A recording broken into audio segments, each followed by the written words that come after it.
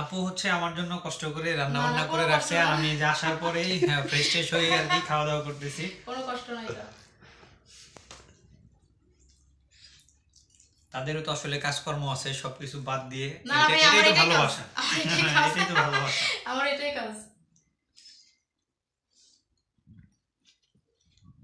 সেই সাথে জিসান ভাই, মানে আমি অনেক ভিডিওতেই দেখি তার মতো সহজ সরল মানুষ আসলে খুবই কম হয়। উনি এত আন্তরিক, এটা বলে বোঝানো যাবে না। আপু যেরকম ইনভাইট করে মাঝে মধ্যে ভাইয়াও হচ্ছে ভয়েস টয়েস করে, তো আসলে এটাই বেশি আপনাকে অ্যাট্রাক্ট, কি বলবে, ভাইয়াকে ভাত দিলাম কিন্তু সে খাবে না, বলতেছে আমি এত খাইতে পারি না। বাট কম আর কি। আচ্ছা না খাবে না এটা বলেন, এই বলছে কম করে দাও। এটা তো ভিডিও, একটু কাটিং করে না আর কি। না এ কাটা যাবে না, এটা ভালো সিস্টেম। আমি কোনো কাট করব না আজকে।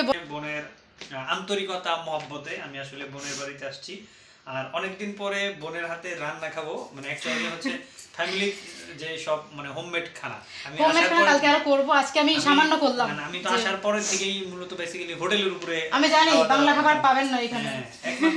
তাতে কি হইছে? এটা খাইতে অনেক মজা। আমি সবচেয়ে বেশি মজা গেছিল ভাইয়ের পাশে বসো। অনেকদিন পরে সাদা ভাত খেয়েছি আজকে। সেই করাচি গেছিলাম, করাচিতে আমি হ্যালো এভরিওয়ান, আসসালামু আলাইকুম। সবাই কেমন আছেন? আমি জারা খান আপনাদের সাথে জয়েন্ট হয়ে গেছি পাকিস্তান থেকে। আজকে পাকিস্তানে আমার বাসায় গেস্ট এসেছে বাংলাদেশি ভাইয়া মেহেদি হাসান ভাইয়া। তো আজকে ভাইয়ার সাথে আমাদের আড্ডা হবে, আর ভাইয়ার সাথে এটা আমাদের ফার্স্ট ডিনার আজকে আপনাদেরকে দেখাবো। তো বাংলাদেশি মানুষকে পাকিস্তানে আমার বাসায় পেয়ে আমি তো খুবই খুশি, আর তাই ভাইয়ার জন্য সব বাংলা আইটেম করেছিলাম। আর যেহেতু ভাইয়া কয়েকটা দিন থাকবে সেই জন্য সব খাবারই অল্প অল্প করে দেওয়ার চেষ্টা করব এক এক বেলাতে। মানে সব সময় এত খাবার দিলে তো মানুষ খেতে পারবে না। যাই হোক, তো ভাইয়ার জন্য আমি কিছু রেসিপি করেছিলাম, বাংলা রেসিপি, যেগুলো আসলে ভাইয়ারের জন্য। তো ভাইয়া পাকিস্তানে এসেছে আমাদের বাসায়, ভাইয়ের সাথে অনেক গল্প গুজব, ভাইয়ের সাথে অনেক ভিডিও আপনারা দেখতে পারবেন আমাদের সাথে। তো এই যে বাংলাদেশি ভাইয়াকে পাকিস্তানে পেলাম, এবার আমাদের আড্ডা জমবে। বাংলাদেশি ভাইয়ের সাথে এটা আমাদের ফার্স্ট ডিনার বন্ধুরা। তো ভাইয়া এখন খাওয়া দাওয়া করবে। আপনারা যারা যারা দেখতেছিলেন, যদি আমি ফুড ব্লগ কিন্তু করি না, আমি ফুল ফ্যামিলি ব্লগ বেশি করি, বাইরের ফুড ব্লগ বলছি, ট্রাভেল ব্লগ আমি বেশি একটা করি না। তো হচ্ছে ভাই অনেক বড় ট্রাভেলার বাসা। না আমি আসলে ট্রাভেলার না, সবচেয়ে বড় ব্যাপার হচ্ছে আপনি আরো কান্ট্রি ঘুরছেন। তো এখানে আমার একমাত্র পরিচয় হচ্ছে আমি বোনের বাসায় আসছি। বোনের দাওয়াতে, বোনের ইনভাইটেশনে, বোনের আন্তরিকতা মহব্বতে আমি আসলে বোনের বাড়িতে আসছি, আর অনেকদিন পরে বোনের হাতে রান্না খাবো। মানে অ্যাকচুয়ালি হচ্ছে ফ্যামিলি যে সব মানে হোমমেড খানা আমি আসার পর কালকে আর করব, আজকে আমি সামান্য করলাম। মানে আমি তো আসার পরে থেকেই মূলত বেসিক্যালি হোটেলের উপরে আমি জানি বাংলা খাবার পাবেন না এখানে। একমাত্র করাচি গিয়ে একদিন বাংলা খানা খেয়েছিলাম, আর আজকে বোনের বাসায় আসছি, বোনের হাতে রান্না করা খাবার, এটা তো অবশ্যই খেয়ে আপনাদেরকে জানাবো। আচ্ছা ভাই অবশ্যই ভালো হয়েছে। এটা ভাত কেন এত না, এটা তো সামান্যই দিছি, বেশি দেয়নি তো। কমাই দেন হচ্ছে একটু কমাই দাও। ওঠো।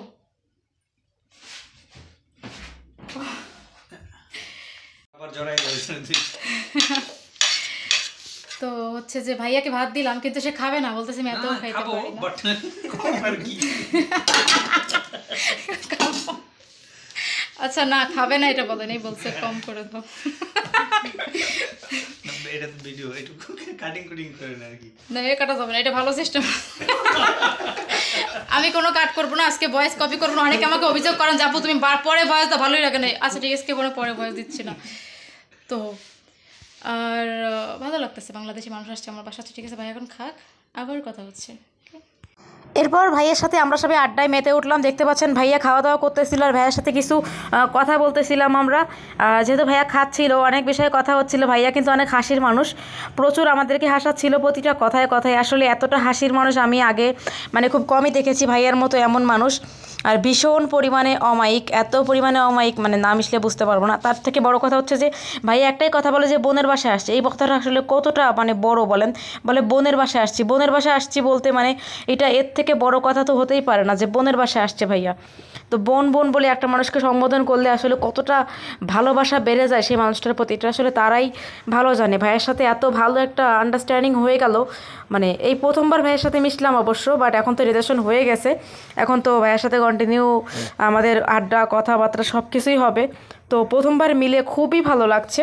ভালো লাগে বাংলাদেশে কেউ আসলে, বাট আমি অপেক্ষা আছি ডিরেক্ট ফ্লাইটের হলে আমিও একবার বাংলাদেশে যাব, আমার খুব ইচ্ছা। আর ভাইয়া তো আরও কান্ট্রি ঘুরছে, সেগুলোর স্টোরিও শুনবো একটা সময়। নেক্সট মান্থেই হচ্ছে ডিরেক্ট ফ্লাইট চালু হবে আর কি, মার্চে। নেক্সট মান্থে না ভাইয়া, জুলাইতে শুনলাম যে আবার। মার্চ এখনো শিওর হচ্ছে না কোনো কিছু, ডেট ফাইনাল হয় নাই, বাট ওটা হচ্ছে আপনার মোটামুটি মার্চে যে চালু হবে এটা অলরেডি ঘোষণা দিয়ে দিয়েছে এমবাসি থেকে। दूसरे माह में आखिरी तारीख मतलब 20-25 ডিসেম্বর থেকে শুরু হয়েছিল চালু, তারপরে এই যে 2 মাস 3 মাস হয়ে গেল অলরেডি। कम से कम 6 माह बाद शुरू। এরপর হচ্ছে ফ্লাইট নিয়ে কিছু কথাবার্তা হচ্ছিল যে কখন আসলে ফ্লাইটটা চালু হবে, কি নাগাদ হবে।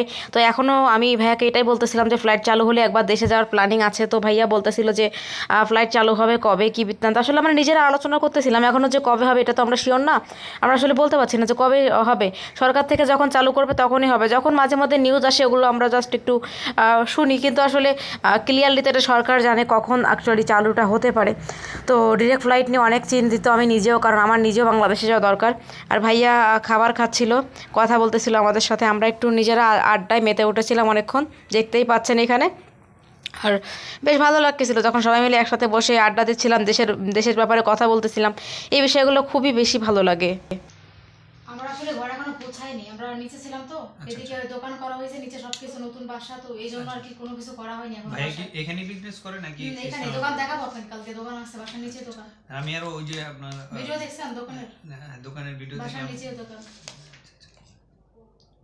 আসলে সবাই মিলে করে, আমরা एक गरम ওর ভাই সবাই মিলে नीचे कारखाने में गरम किया, नीचे कारखाना जिधर बिस्कुट बनाता है केक হ্যাঁ, আমি হচ্ছে এই গ্রাম পাইলাম যে এখানে বিস্কিট ফ্যাক্টরি বা বেকারি আছে আর কি। পিজা বার্গার সব হয় এখানে, কেক হয়, সব কিছু হয়। আচ্ছা আচ্ছা। আসলে পাকিস্তান একটা ব্যাপার কি টাইমলি গ্যাস থাকে না, এই যে গ্যাস চলে গেছে 8টার সময়। আপু হচ্ছে আমার জন্য কষ্ট করে রান্না বান্না করে রাখছে, আর আমি যে আসার পরেই ফ্রেশ ট্রেশ হয়ে আর কি খাওয়া দাওয়া করতেছি। কোনো কষ্ট নাই এটা। তাদেরও তো আসলে কাজকর্ম আছে, সবকিছু বাদ দিয়ে না ভাই আমার এটাই তো এটাই কাজ, ভালোবাসা। এটাই তো ভালোবাসা। আমার এটাই কাজ। সেই সাথে জিসান ভাই, মানে আমি কেন অনেক করো তো? অনেক ভিডিওতেই দেখি তার মতো সহজ সরল মানুষ আসলে খুবই কম হয়। উনি এত আন্তরিক, এটা বলে বোঝানো যাবে না। আপু যেরকম ইনভাইট করে মাঝে মধ্যে ভাইয়াও হচ্ছে ভয়েস টয়েস করে।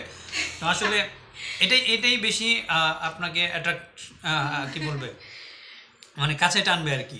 মানে ওনাদের যদি সেরকম আন্তরিকতা না থাকতো তাহলে হয়তো বা আমি ফ্রি থাকলেও আসতে চাইতাম না, বাট দৌড়ের উপরে আমি আসি, দৌড়ের মধ্যেও এখানে আসছি অন্তত একদিন আমি কথাটা রাখবো আর কি। না না ভাই আপনার এই কথা শুনে হাসি পারে, দৌড়ের উপরে আমিও কোনো জায়গায় গেলে সেম কাহিনী আমার সাথে হয়, ঠিক আছে? অ্যাকচুয়ালি এত প্ল্যান। এরপরে ভাইয়া নিজের ট্রাভেল জার্নি নিয়ে কিছু কথা বলতেছিল, কিভাবে ট্রাভেল করে, কোন কোন জায়গায় ট্রাভেল করতেছে আদৌ। তো সব মিলিয়ে ভাইয়া সব কিছু আমাদেরকে বুঝিয়ে বলতেছিল যে এখানে যাব, এই প্ল্যানিং আছে। তো আমাদের বাসার প্ল্যানিংটা কিভাবে করলো ভাইয়া, আর ভাইয়ার এখানে এসে কতটা স্ট্রাগল করে ভাই এখানে আসছে, আর কেমন লাগছে এখানে আসার পরে। তো ভাইয়া আমাদের বাসায় আসার জার্নিটাও আমাদের সামনে শেয়ার করতেছিল, খুবই ভালো লাগতেছিল যখন আমাদের বাসায় আসার জার্নিটা আমাদের সামনেই ভাইয়া শেয়ার করতেছিল। আর ভাইয়া কিন্তু বললাম না খুবই অমায়িক একটা মানুষ, ভীষণ পরিমাণে ভালো মানুষ। এরকম ভালো মানুষ আসলে কি বলবো, মানে এতটা ফ্রিলি থাকে মানুষের সাথে, মানে ভাইয়াকে দেখলেই বোঝা যায় পুরো একেবারে ঘরোয়া পরিবেশের মতো আমার সাথে আড্ডাবাজি। আর আমার খুব ভালো লাগে। বেসিক্যালি একটা কথা কি, এখানে মানুষের বাসায় আসবে, এটা স্বাভাবিক। তো ওইসব কথাই ভাইয়া বলতেছিল যে আমি একমাত্র বোনের টানে এখানে আসছি। এটা আমার খুব ভালো লাগছে যখন সে বলছে যে আমি এখানে বোনের টানে আসছি, বোন বলে সম্বোধন করছে। এর থেকে বড় কিছু আর হতেই পারে না, ঠিক আছে? তো ভাইয়ার এত ভালোবাসার কথাগুলো সত্যি একদম মানে মন ছুঁয়ে যায়। আর আমাদের তো ভীষণ ভালো লাগছে ভাইয়ার এই এত সুন্দর ট্যুরিস্ট হিস্টোরিগুলো শুনতে আরও ভালো লাগছে। এরপর ভাইয়া আমাকে অনেক কিছু বোঝাচ্ছিল, অনেক কিছু জানাচ্ছিল অনেক বিষয়ে। তারপর হচ্ছে ভাইয়ার বেসিক্যালি ব্যাপার কি, ভাইয়ার ফ্যামিলিগত সব কিছু ব্যাপার নিয়ে আমাদের সাথে একটু কথা হচ্ছিল, আমিও বলতেছিলাম আমার ফ্যামিলি নিয়ে। তারপর ভাইয়া বেশি আমাকে অনেক কিছু বোঝাচ্ছিল বিভিন্ন ব্যাপার নিয়ে, তো আমার খুব ভালো লাগতেছিল। তারপর ভাইয়া নিজের প্রথম থেকে পাকিস্তান আসার জার্নিগুলো শেয়ার করতেছিল। তারপরে বলতেছিল যে আসলে এখানে অনেক কথা হচ্ছিলো, তাই আমি ভয়েসটা পরে দিচ্ছি, অনেকে হয়তো বুঝতে পারবেন না, যেহেতু অনেক কথা এখানে উর্দুতে হচ্ছিল, অনেকে উর্দু কথা বুঝবেন না, ফ্রেন্ড। এই জন্য আমি আবার চেষ্টা করলাম একটু বাংলাতে আপনাদেরকে ভয়েস করে দেওয়ার জন্য।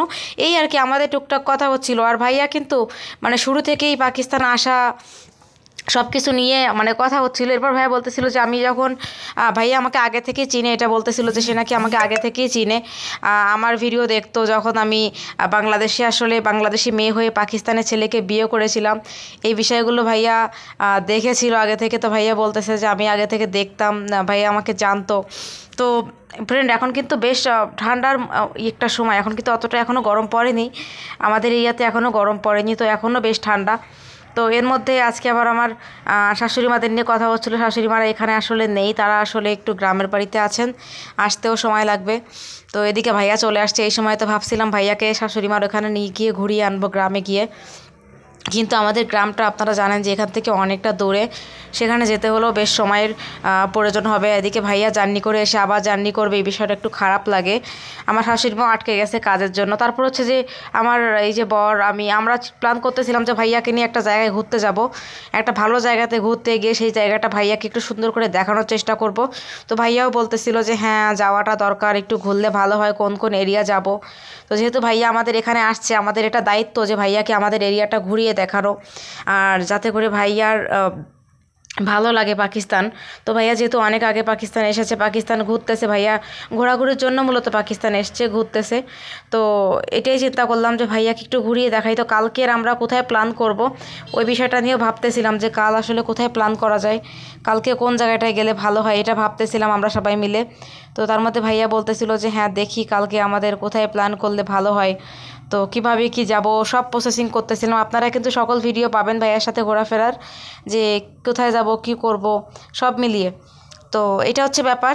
আসলে আমাদের এখন প্ল্যানিং অনেক ভাইয়াকে নিয়ে, যেহেতু ভাইয়া হুট করেই চলে যাবে না, বেশ কয়েকদিন থাকবে, তো ওই জন্য ভাইয়ার সাথে বেশ ভালো লাগবে আমাদের সময়গুলো কাটাতে।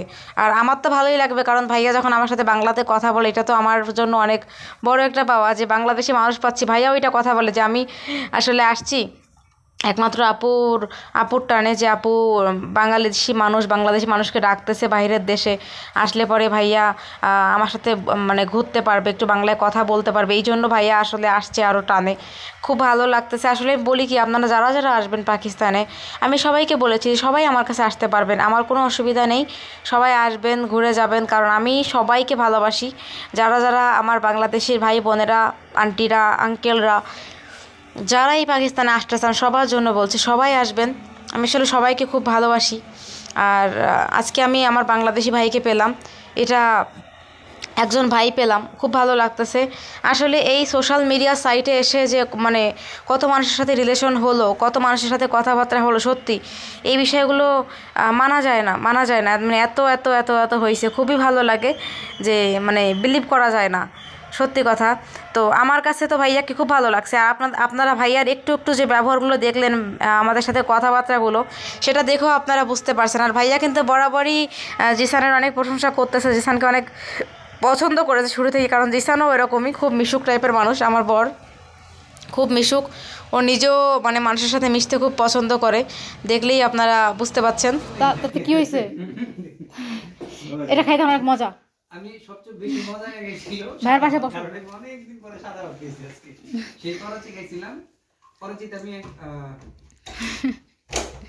মানে বাঙালি একজনের বাসায় দাওয়াতে গেছিলাম, যে ভাই আমার সাথে প্রচুর সময় দেয় করাচি গেলে, ওনার হচ্ছে খালার বাড়ি, এখানে নিয়ে গেছিল। আমি শুকনা মরিচের ভর্তা দিয়ে কি কি যেন ভর্তা গেছিলাম, এত মজা লাগছিল। বিদেশের বাড়িতে বাংলা খাবার খাওয়াটা আসলে সত্যি মানে দুবাইয়ে যখন যাই না, দুবাই বাংলা খাবার পাওয়া যায়, দুবাই সৌদি ওইদিকে প্রচুর বাঙালি হোটেল আছে, ওইদিকে পাওয়া যায়। बंगाली है ही बहुत ज्यादा। আর কিরগিজস্তানে তো আমরা নিজেরা রান্না করে খাইছি, কিরগিজস্তান, উজবেকিস্তান নিজেরা রান্না করে খাই। উজবেকিস্তান তো আপনি গেছেন, কেমন? ভালো, ঘোরার জন্য পারফেক্ট। ওই ভাইয়ের সাথে ডিনারের পরে আবার আড্ডায় মেতে উঠলাম। আমরা দেখতে পাচ্ছেন এখন আরও অনেক কিছু খাবো, গল্প করব, অনেক রাত অবধি আমরা গল্প করব। আর অনেক রাত অবধি গল্প করেছিলাম ভাইয়ের সাথে, অনেক রাত অবধি, যার কারণে সকালে উঠতে লেট হয়ে গেছিলো। তো কোনো ব্যাপার না, আসলে আমি চাই যে ভাইয়ের সাথে অনেক রাত জেগে গল্প করি, এটা আমাদের জন্য অনেক ভালো লাগার একটা বিষয় যে বাংলাদেশি মানুষকে পেয়েছি। এখন তো গল্প কি আর গল্প হবে, ভাইয়ের সাথে অনেকগুলো এপিসোড পাবেন, ঘোরাফেরা থেকে শুরু করে অনেক ভিডিও পেয়ে যাবেন, বাসার ভিডিও প্লাস বাইরে ঘোরাফেরা সব কিছু মিলিয়ে আমি দেওয়ার চেষ্টা করব। আমাদের সঙ্গে সঙ্গে থাকবেন। তো পাকিস্তানে বোনের বাসায় বাংলাদেশি ভাইয়া এলো, আপনাদের কাছে কেমন লাগতেছে অবশ্যই, আমি জানি আপনাদের কাছে অনেক ভালো লাগছে, কমেন্ট করে জানিয়ে দিবেন। Thank you.